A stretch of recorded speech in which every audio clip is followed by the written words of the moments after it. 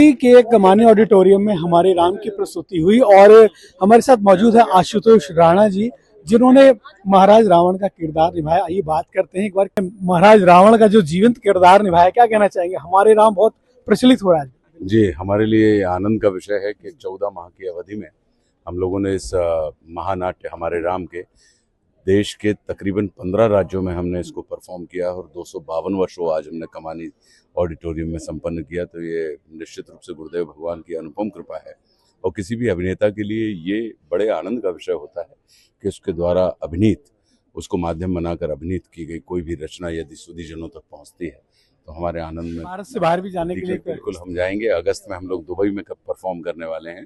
14, 15, 16, 17 अगस्त को हम दुबई में करेंगे।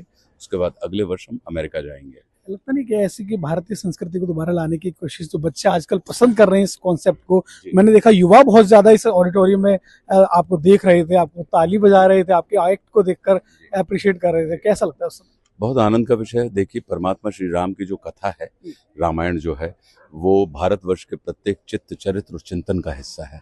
तो जब भी कभी हमें अपने चित्त चरित्र और चिंतन का कहीं भी कोई दर्शन होता है या हम उससे अपना तादात्म्य स्थापित करते हैं या कनेक्टिविटी होती है, तो निश्चित रूप से हमारे अपने व्यक्तित्व में बहुत विकास होता है और हमारे आनंद में वृद्धि होती है।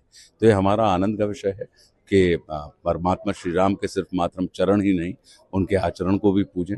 मात्र उनके द्वारा जो जिस तरीके का जो कर्म किया गया है कि प्रातःकाल उठे रघुनाथा मात पिता गुरु नावई माता, अगर हम उस दिशा में भी चल जाएंगे तो मेरा पूरा विश्वास है कि हमारे और आपके जीवन में जितनी भी भ्रांतियां हैं और जितनी भी क्लांतियां हैं वो समाप्त होकर निश्चित रूप से हमारे जीवन में बड़ा सुखद अंजाम हमारे जीवन को प्राप्त हो। बहुत बहुत धन्यवाद दैनिक भास्कर से बात करने। बहुत बहुत